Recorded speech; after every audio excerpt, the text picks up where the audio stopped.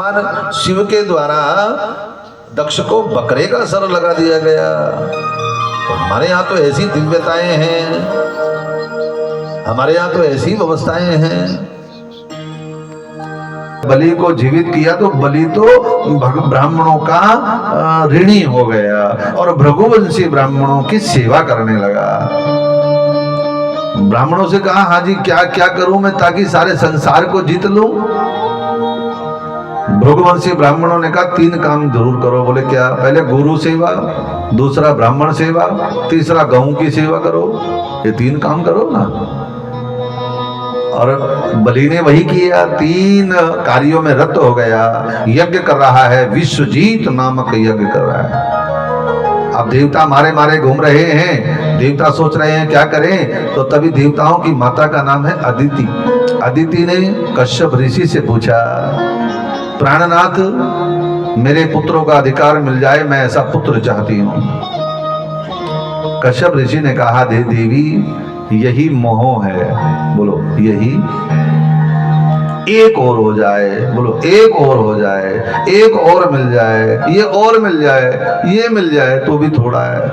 यही मोह है, बढ़ता चला जाता है। इच्छाएं समाप्त नहीं होती, इच्छाएं तो बढ़ती रहेंगी, बढ़ती रहेंगी इच्छाएं। इच्छाओं की कभी समाप्ति नहीं हो सकती।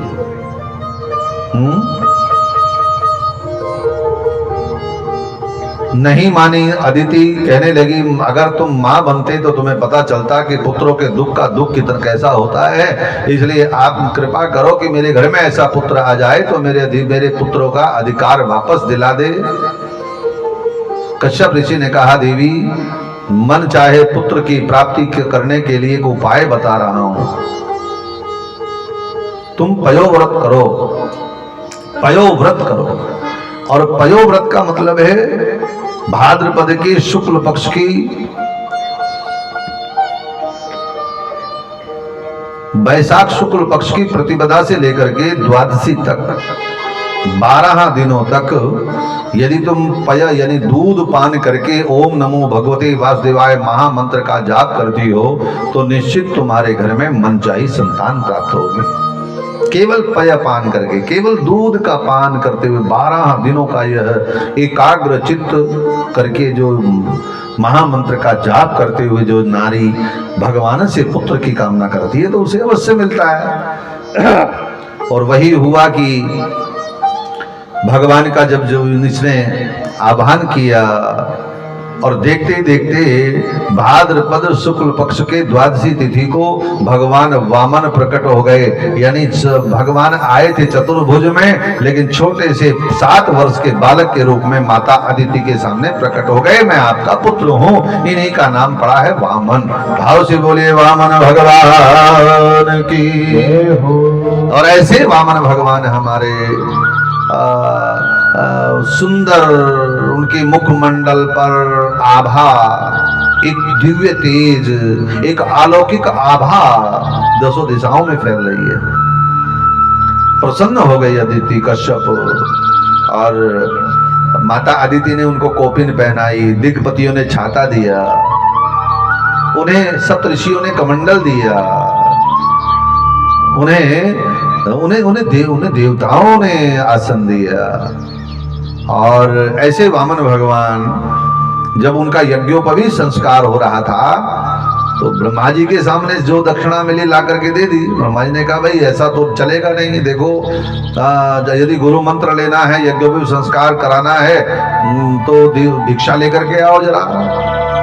अब भिक्षा मांगने के लिए कहाँ जाए महाराज? कोई मोटा सा यजमान तकड़ा सा कोई बताओ। अब कहा कि जाओ, बलि यज्ञ कर रहा है, बलि बड़ा दानी है, ब्राह्मणों का बड़ा हितैषी है, उस बलि के द्वार पर जाओ।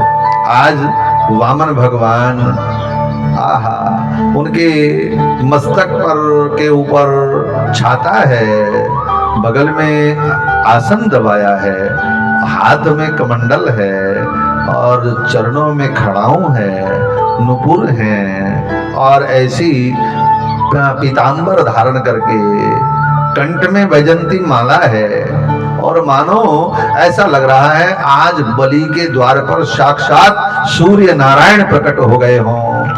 आज बलि ने दूर से देखा, द्वार पर कोई खड़ा है, द्वार पर कोई है, और बलि तो दौड़ता दौड़ता आया और देखने लगा। सुंदर भगवान की छवि को देख करके बलि ने कहा मन ही मन, आज लगता है मेरे पितृ बड़े प्रसन्न हैं, आज लगता है मेरे पितरों की बड़ी कृपा मेरे ऊपर बरस रही है। क्योंकि जब तेजस्वी ब्राह्मण, ज्ञानी ब्राह्मण, विद्वान ब्राह्मण घर पर तभी आता है, उसका पदार्पण होता है जब पितर सारे प्रसन्न होते हैं। आज मेरे पूर्वज सोच रहे हैं कि कोई पुण्य किया है। हे ब्राह्मण देवता, आपको कहां बिठाऊं, आपकी क्या सेवा करूं? स्वागतम ते नमस्तुभ्यं ब्रह्मन किम करवा मते। हे ब्राह्मण देवता, आपका स्वागत है, कहिए मैं आपकी क्या सेवा करूं? भगवान वामन मंद मंद मुस्कुरा रहे हैं, मंद मंद मुस्कुरा रहे हैं, बोले नहीं कुछ भी। बोले बताइए मैं आपको क्या दूं, क्या चाहिए आपको? जो कहोगे सो मिलेगा। एक बार मुख तो खोलो।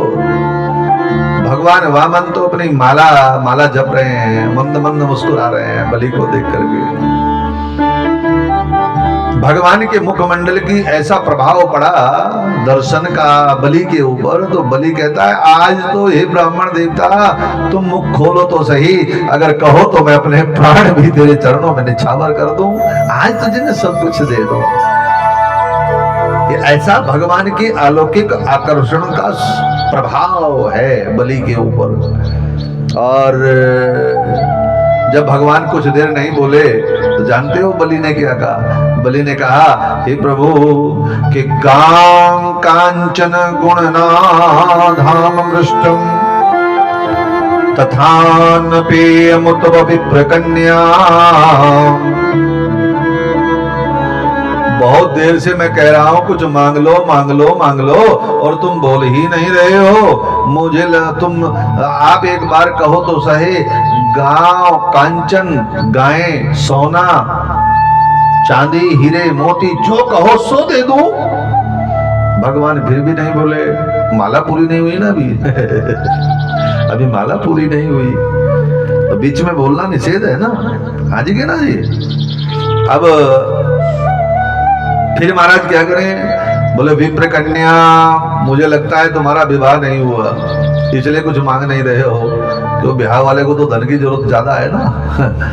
तो महाराज हो सकता है आपका विवाह कर दूं, आप कहो तो विवाह कर दें आपका। तब तक माला पूरी हो गई। भगवान बोले बलि पहले तो हमारा ब्याह ही कर दे, फिर देखी जाएगी जो होगी। अब भगवान ने कहा अच्छा बलि एक बात तो बताओ, हमारा ब्याह करोगे तो कहां से करोगे? बोले हमारे यहाँ ब्राह्मण कन्याएं बहुत हैं, भृगुवंशी ब्राह्मण है, किसी कन्या से तुम्हारा विवाह कर देंगे। भगवान बोले अच्छा विवाह करोगे तो विवाह करके मैं दुल्हन को रखूंगा कहाँ, कुछ उसकी व्यवस्था? बलि ने कहा हम आपको एक महल दे देंगे, एक मकान दे देंगे, राजा के यहाँ क्या कमी है? और क्या कमी है राजा के यहाँ? भगवान बोले अच्छा एक बात बताओ। नमो नारायण बोलो, एक बात बोलो बलि, ये बताओ जब मैं विवाह करके अपनी पत्नी को तो महल में रख लूंगा ठीक है, पर ये बताओ बच्चे भी होंगे? बलि कहने लगा हाँ बच्चे भी होंगे, जब विवाह होगा तो बच्चे भी तो होंगे। भगवान बोले अच्छा 2 4 6 7 8 10 कितने होंगे? बोले मुझे क्या पता कितने होंगे, जितने होंगे होंगे।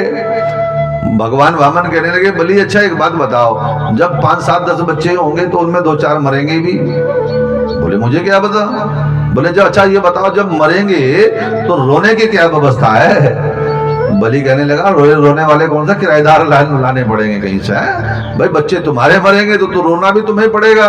वामन भगवान बोले बलि जिस काम को करके रोना पड़े वो काम मैं नहीं करूंगा, बस मैं तेरे पास आया हूं। यदि तू जिद कर रहा है तो एक चीज मुझे प्रदान कर दे। प्रदानी त्रिणी दैतेन्द्र संहितानि बस 3 पग भूमि मुझे दे दे, 3 पग भूमि। बलि